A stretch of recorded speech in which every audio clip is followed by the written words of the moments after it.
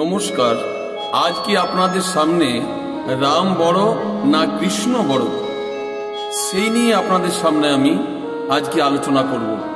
একদিন তুলসী দাস আর সুরদাস তাদের দুজনের মধ্যে তর্ক বেঁধে গেল। তুলসী দাস বলছে যে আমাদের রাম বড়, আর সুরদাস বলছে যে কৃষ্ণ বড়। এই নিয়ে দুজনার তর্ক বিতর্ক চলছে। এমন সময় তারা দুজনে চিন্তা করছে, তাহলে এক কাজ করো, আমরা দুজনেই চলো, আমরা একজনকে জিজ্ঞাসা করব যে রাম বড় না কৃষ্ণ বড়। তাহলে সে যদি কৃষ্ণকে বলে তাহলে কৃষ্ণ বড় হবে, আর যদি সে রামকে বড় বলে তাহলে রামই বড় হবে।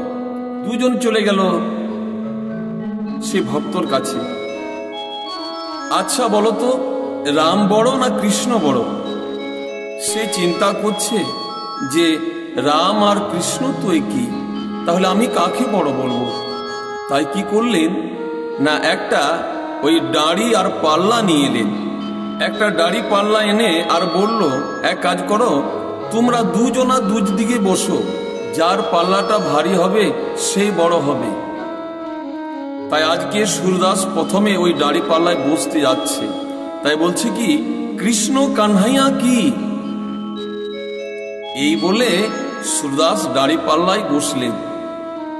এরপর তুলসী দাস ওই পাল্লার মধ্যে বসছে। তা মুখে কি বলছে জানেন?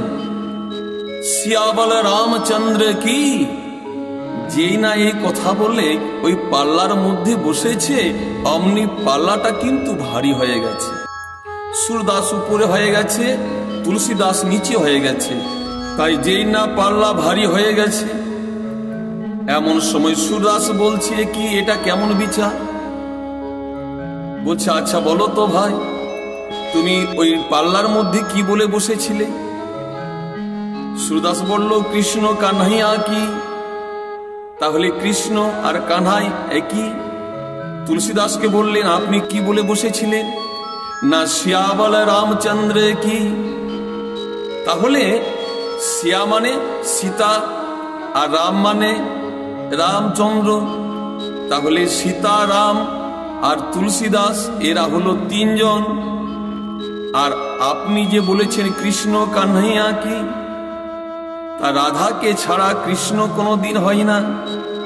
তুমি রাধার নাম তো একবারও বলনি, যার জন্যে কৃষ্ণ আর তোমরা হলে দুজন, যার জন্যে তুলসীদাসের পাল্লাটা বেশি হয়ে গেছে।